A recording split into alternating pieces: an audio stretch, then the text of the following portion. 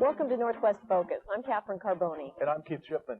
Not very many years ago, transplant operations were considered extraordinary and experimental. This year, more than 16,000 people received new organs, and medical science is continually making transplants more successful.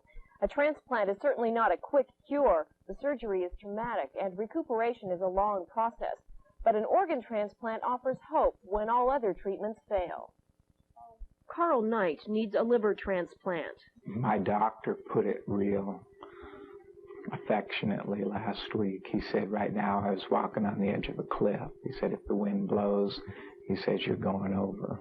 Carl has a terminal disease that's progressively destroying his liver. The illness had been dormant since it was first diagnosed in 1985, but just recently it has worsened. Some days I feel really good, and I want to, be active and, do the things I normally do. And some days I just want to sleep all day long. Right now my condition is very stable, but if anything changes, it would be disastrous. I mean, it would just, and that would be, they may or may not be able to stop it. Carl has a strong determination to survive, motivated by his family. But now, after completing a full evaluation at the University of Washington Transplant Center, he's hit a snag. His insurance company wants to send him to the University of Oregon because it can't agree with the UW on the cost of the surgery.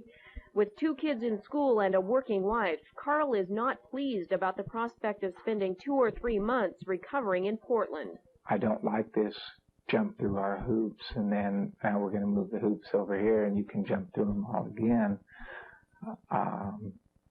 It's really left us hanging. But Carl's deteriorating condition has left him with no alternative.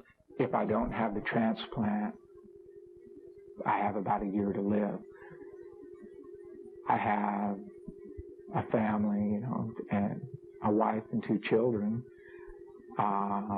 If I want to have any chance at all to live any kind of a normal life or extend it over approximately a year, I really don't have a choice. I have to try to do something. I can't just roll over and die and say that's it. Less than a month later, Carl Knight is getting a new liver at the University of Washington. At the last minute, the insurance company agreed to surgery at the UW, and within 24 hours, Carl is on the operating table. Liver surgery is not an easy operation. This one lasts 11 and a half hours. Surgeon James Perkins must route the bloodstream around the liver, and as in any liver transplant, there is a high chance of major blood loss. Carl's surgery is complicated by the scar tissue left by a previous operation, making the old liver harder to reach. The new organ that will extend Carl's life was donated by someone whose identity he'll never know. It goes in place without a hitch. Now doctors will have to wait to see if the graft takes. Once the operation is complete, the real battle just begins. A week after surgery, Carl is looking jaundiced, a sign that his new liver hasn't completely taken over its functions. Carl's body is beginning to reject the new organ. Doctors are fighting the rejection aggressively with potent anti-rejection drugs. Carl seems confident. I feel good. I'm obviously really sore, but every day I feel better. Carl's wife, Sue, is just grateful the surgery was successful. The doctors had kind of told him that he had a spot on his liver, and that he may wake up and not have a liver transplant because they may find out it was cancer. And I think that was the scary part. And when I called at noon and the OR nurse said they took it out, I was very relieved. Carl's convinced he'll soon be hiking, camping, and doing everything he used to do.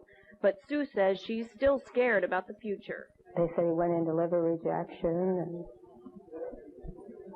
they say the LKT3 is working good, so keep our fingers crossed and pray a lot. But it's not over yet. It's not over yet. I have a feeling it won't be over for a while. By the first part of December, Carl is out of the hospital and visiting the university transplant clinic weekly. His face is puffy from the steroids he's taking.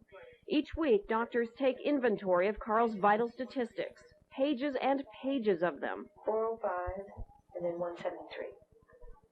173? That's really dropped, isn't it?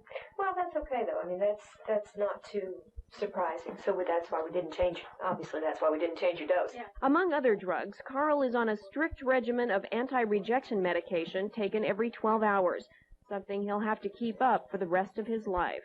Carl's surgeon says transplant patients have to be committed to that. Because if they don't follow through and take their medication, then they lose their graft.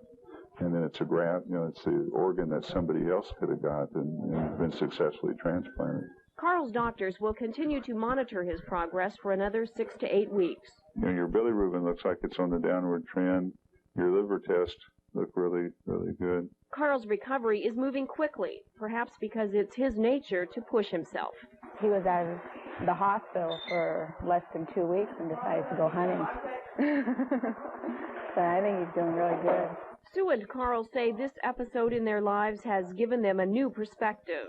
You kind of live one day at a time because, rejection scares me.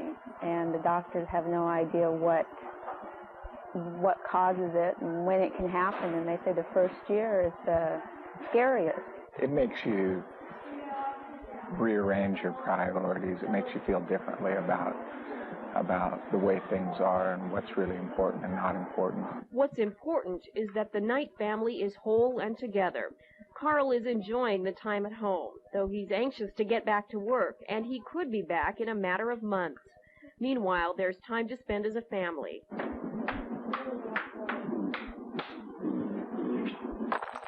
That hurt. Thanks to a liver transplant, the Knights can look forward to years of afternoons like this one.